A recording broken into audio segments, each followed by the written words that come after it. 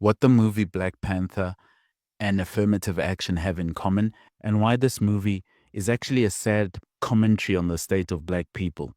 The Triple BEE Commission says it has received almost 700 complaints of fronting in the past 4 years. Fronting is a form of non-compliance with the law in which token black people effectively are passed off as company shareholders. The broad-based BEE Act, which aims to increase black participation in the economy and redress the legacy of apartheid, provides for the establishment of the Triple BEE Commission. They work to monitor and promote adherence to empowerment legislation. Both Black Panther and Affirmative Action are a shortcut to achievement.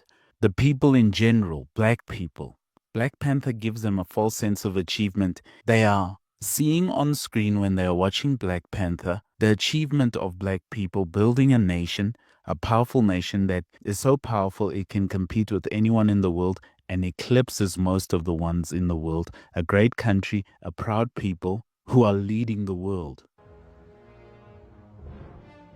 We open the barrier. On my signal, open Northwest Section 17. Requesting confirmation, my king. You said open the barrier? On my signal. This will be the end of Wakanda. Then it will be the noblest ending in the history.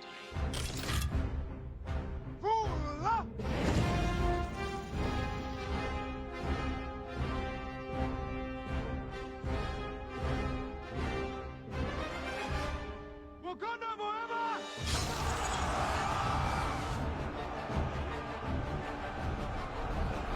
Something they can only see on a movie screen, because in reality, there is no country like that.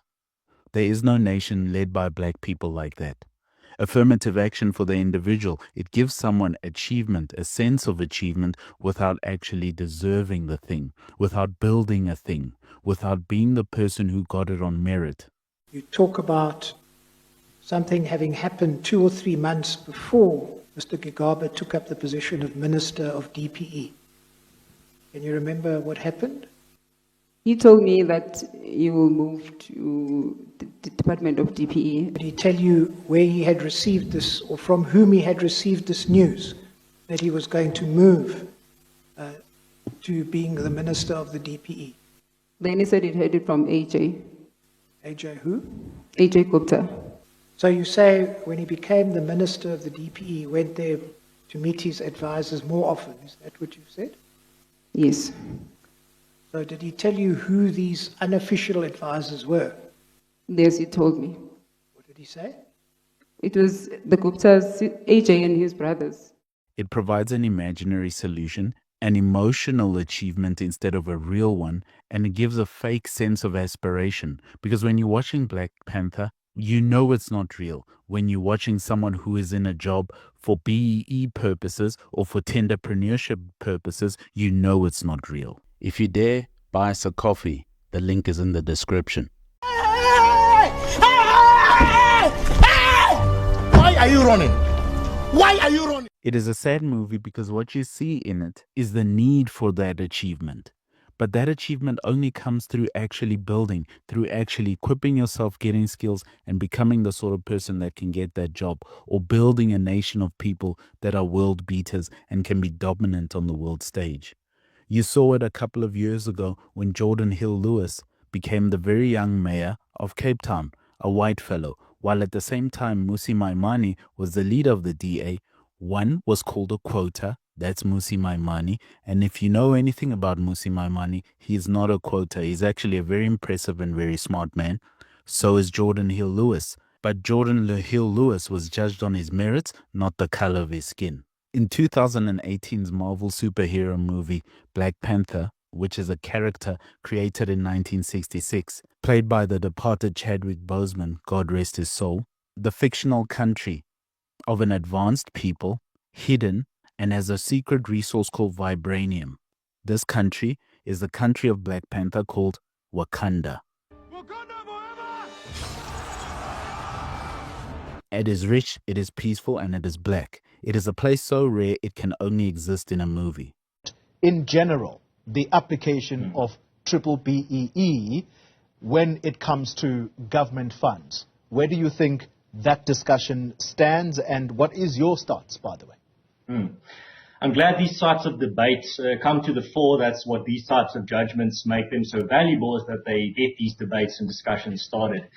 We might call it black economic empowerment in simple terms, but it has nothing to do with the empowerment of black South Africans. It has just become a vehicle of corruption and a vehicle for the politically connected to get tenders and to get opportunities and funds and government assistance. I mean, you can just ask any South African whether they have benefited from black economic empowerment policies.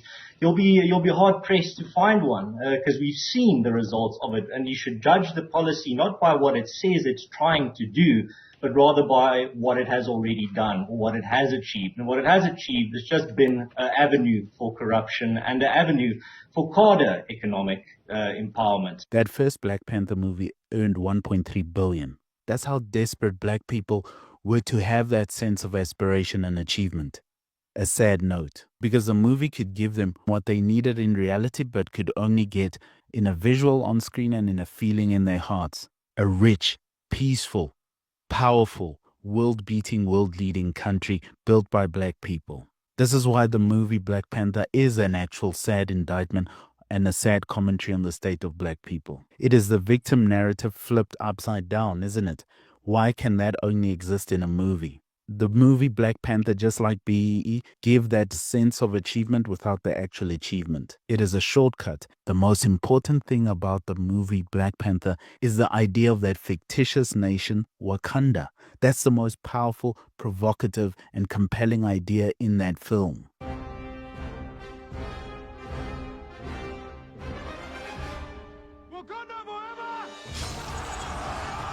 And it appeals to people because the black people in South Africa, like in so many places on the continent and in the world, lack something that all great civilizations and all great societies have built for themselves. And it's something I call historical confidence.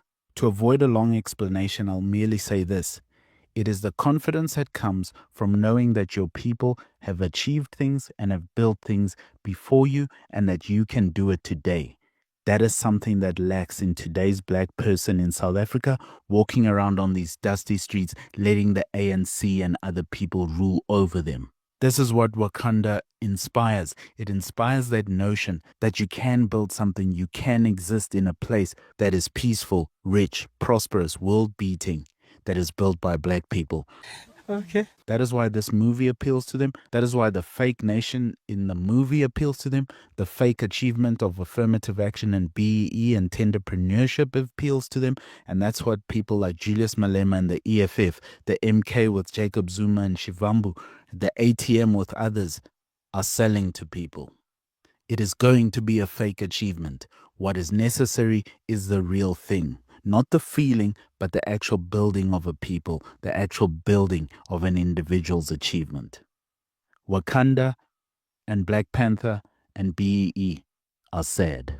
A saying, the person who knows only his side of the argument knows little of that. Karl Barth. I recommend the black people of South Africa get serious about building themselves and building their people, instead of looking for fake alternatives that are emotional and fake jobs for fake people with big stomachs.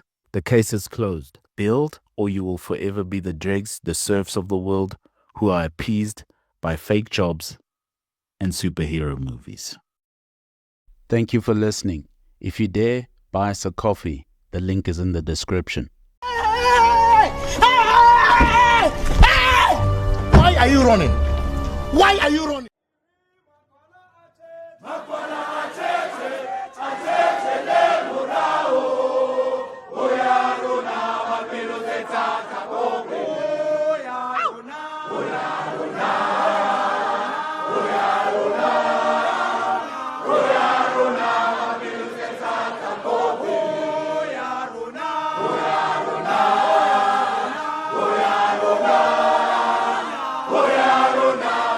Rona,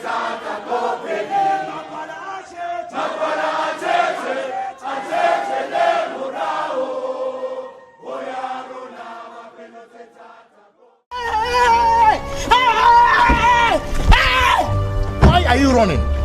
Why are you running?